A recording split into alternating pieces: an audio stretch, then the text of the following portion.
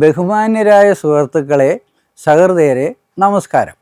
System philosophy എന്ന പുതിയ തത്വചിന്തയെ പരിചയപ്പെടുത്താൻ വേണ്ടിയാണ് ഞാൻ ശ്രമിക്കുന്നത്. 30 വർഷങ്ങളായി ഞാൻ നടത്തിയ പഠനവും ഗവേഷണവും ചിന്തയും എഴുത്തും വഴിയാണ് ഈ നൂതനമായ ചിന്താപദ്ധതി രൂപപ്പെട്ടു വന്നത്. അത് നമ്മുടെ ജീവിതത്തിൽ യുക്തിയുടെ മാർഗം കൂടുതൽ വ്യക്തതയും പ്രകാശവും ഉള്ളതാക്കി മാറ്റും.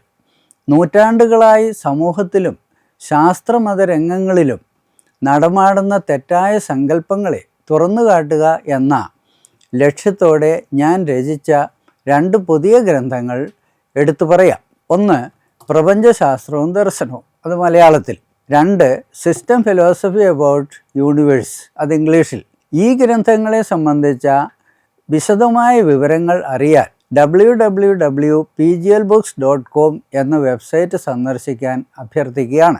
അതിലെ നൂതനമായ ആശയങ്ങളെ ലളിതമായ രീതിയിൽ പരിചയപ്പെടുത്തുകയാണ് ഈ വീഡിയോകളുടെ ലക്ഷ്യം. തത്വചിന്ത അഥവാ ഫിലോസഫി എന്ന് കേൾക്കുമ്പോൾ അത് വളരെ കട്ടിയാണ്, മനസ്സിലാക്കാൻ ബുദ്ധിമുട്ടാണ് എന്ന് എല്ലാവർക്കും അഭിപ്രായമുണ്ട്. ഈ തെറ്റിദ്ധാരണകൾ മാറ്റേണ്ടത് ആവശ്യമാണ്. നമ്മുടെ ജീവിതത്തിൽ ഫിലോസഫിക്കുള്ള പ്രാധാന്യം എത്ര ഉയർന്നതാണെന്ന് അറിയാൻ വേണ്ടിയുള്ള വിശദീകരണത്തിലേക്ക് നാം കടക്കുകയാണ്. അദൃശ്യമായ വസ്തുക്കൾ അഥവാ സത്തകൾ എന്ന വിഭാഗത്തിൽ ഉൾപ്പെടുന്നതാണ് ജീവൻ, മനസ്സ്, ദൈവം, ആത്മാവ്, സ്വർഗം, നരകം മുതലായവ. ഇത്തരം അദൃശ്യ സത്തകൾ സ്ഥിതി ചെയ്യുന്നുണ്ട് എന്ന് നാം ന്യായമായി കരുതുന്നുണ്ട്, അല്ലെങ്കിൽ വിശ്വസിക്കുന്നുണ്ട്. ജലം, സ്വർണം, വെള്ളി, വീട്, ഭൂമി, സൂര്യൻ എന്നിങ്ങനെയുള്ള ദ്രവ്യവസ്തുക്കളുടെ ഉള്ളിൽ അദൃശ്യമായ ശുദ്ധദ്രവ്യം, അതായത് പ്യുവർ മാറ്റർ ഉണ്ടെന്ന് നിരൂപിക്കുന്നു. ജീവികളിൽ നാം ജീവൻ്റെയും മനസ്സിൻ്റെയും പ്രവർത്തനങ്ങൾ കാണുന്നു.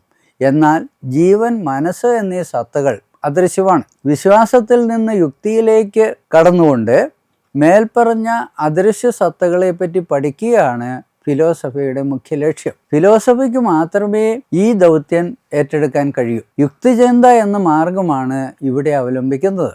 അദൃശ്യ സത്തകളുടെ ചട്ടക്കൂടിൽ നിന്നുകൊണ്ടാണ് നാം ദൃശ്യവസ്തുക്കളെയും ഈ ലോകത്തെയും ജീവിതത്തെയും അറിയുന്നത് എന്ന കാര്യം ക്രമേണ വ്യക്തമാക്കുന്നതാണ്.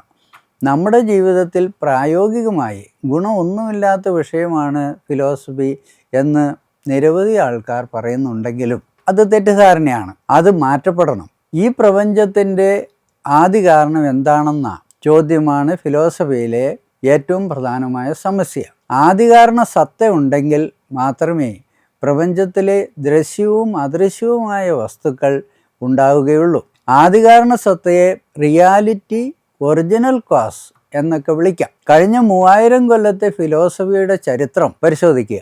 ആത്മീയം, ഭൗതികം എന്നീ വിരുദ്ധമായ വീക്ഷണങ്ങളിലൂടെയാണ് റിയാലിറ്റിയെ നിർവചിച്ചിട്ടുള്ളത് എന്ന് കാണാം. Spiritual view and materialist view എന്നും പറയാം. മതവിശ്വാസത്തിൽ അധിഷ്ഠിതമാണ് ആത്മീയ വീക്ഷണം. അപ്പോൾ ആദികാരണ സത്തയെ ദൈവം എന്ന് വിളിക്കുന്നു. ഭൗതിക വീക്ഷണത്തിൽ അദൃശ്യമായ ശുദ്ധദ്രവ്യവും കാണുന്ന ദ്രവ്യവും തമ്മിൽ വ്യത്യാസം പറയുന്നില്ല.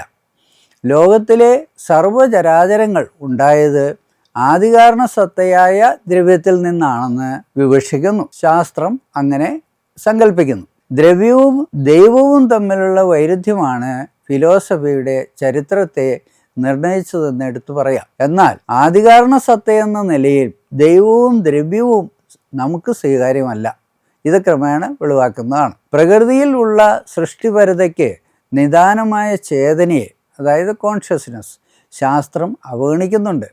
പക്ഷേ ശാസ്ത്രജ്ഞാനത്തെ വിശകലനം ചെയ്യുന്ന വഴി ആദികാരണ സത്തയെ അറിയുക എന്ന സമീപനമാണ് ഇവിടെ നാം സ്വീകരിക്കുന്നത്. അതിനാൽ ദ്രവ്യവും ചേതനയും കൂടിച്ചേർന്ന അദ്വൈത സത്തയാണ് ഒരു വസ്തു എന്ന തത്വം നിർദ്ദേശിക്കാം. ഈ അദ്വൈത അവസ്ഥയെ സിസ്റ്റം എന്ന് വിളിക്കുന്നു. പ്രകൃതിയിലെ ആണവ കണികകളും ആറ്റങ്ങളും എല്ലാ ഉയർന്ന വസ്തുക്കളും അത്തരം സിസ്റ്റങ്ങളാണ് എന്ന് പ്രസ്താവിക്കാം. ഈ തത്വത്തിൻ്റെ അടിസ്ഥാനത്തിൽ പ്രപഞ്ചത്തിൻ്റെ ആദികാരണ സത്ത ദ്രവ്യവും ചേതനയും കൂടി ചേർന്ന സിസ്റ്റമാണ്. സാങ്കേതികമായ രീതിയിൽ സിസ്റ്റത്തിലെ വിപരീതങ്ങൾ അനലിറ്റിക്കൽ കോർഡിനേറ്റ് ജോമെട്രിയിലെ XY ആക്സിസുകൾ പോലെയാണ്. ആ നിലയ്ക്ക് വിപരീത ഭാഗങ്ങൾ വൈരുദ്ധ്യാത്മകമായി ബന്ധപ്പെട്ട് ഒരു ഫാക്ടറി പോലെ നിർമ്മാണ പ്രവർത്തനം നടത്തുന്നു എന്ന് പറയാം. അതിന് മൊത്തമായി അസ്തിത്വമുണ്ട്. XY എന്നീ വിപരീതങ്ങളിൽ ഒന്നിന് മാത്രമായി അസ്തിത്വമില്ല. ഉദാഹരണമായി പകലില്ലാതെ രാത്രിയില്ല. വിപരീതങ്ങളുടെ മൊത്തതയെ പറ്റിയുള്ള ദർശനമാണ് സിസ്റ്റം ഫിലോസഫി. ഈ ലോകത്തിലെ എല്ലാ വസ്തുക്കളും സിസ്റ്റങ്ങളാണ് എന്ന് എടുത്തു പറയാം. സിസ്റ്റം ഫിലോസഫിയുടെ ഈ കേന്ദ്ര തത്വം ഒരു ചിത്രമായി കാണിക്കാം.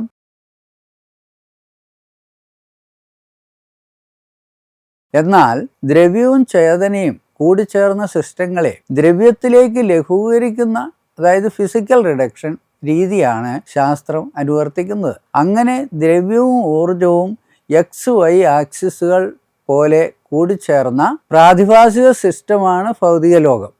അതിനാൽ ഭൗതിക വസ്തുക്കളെ മാത്രമേ ശാസ്ത്രത്തിൽ പഠന വിഷയമാക്കുന്നുള്ളൂ. നാം ശാസ്ത്രത്തിൻ്റെ മെറ്റീരിയലിസം തള്ളിക്കളയുന്നത് ഈ കാരണത്താലാണ്. ക്വാണ്ടം ഫിസിക്സിൻ്റെയും ക്വാണ്ടം കോസ്മോളജിയുടെയും സിദ്ധാന്തങ്ങൾ പ്രത്യേകം വിശകലനം ചെയ്യേണ്ടതുണ്ട്.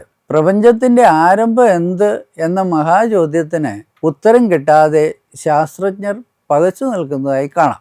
ജീവശാസ്ത്രത്തിൻ്റെ പരിമിതി എന്താണെന്ന് ഇപ്പോൾ സൂചന കിട്ടുന്നുണ്ട്. ജീൻ ജനറ്റിക് കോഡ് എന്ന ആധുനിക ബയോളജിയുടെ സങ്കല്പം തിരുത്തിക്കുറിക്കാൻ സിസ്റ്റം എന്ന ആശയത്തിന് സാധിക്കും. കൂടാതെ ചാൾസ് ഡാർവിൻ്റെ പരിണാമ സിദ്ധാന്തം ഭൗതിക രീതിയിലായതുകൊണ്ട് നമുക്ക് സ്വീകാര്യമല്ല. സിസ്റ്റം ദർശനം അനുസരിച്ച് എങ്ങനെ ജൈവിക പരിണാമം നടന്നു എന്ന് ഒരു ചിത്രം വഴി വ്യക്തമാക്കാം.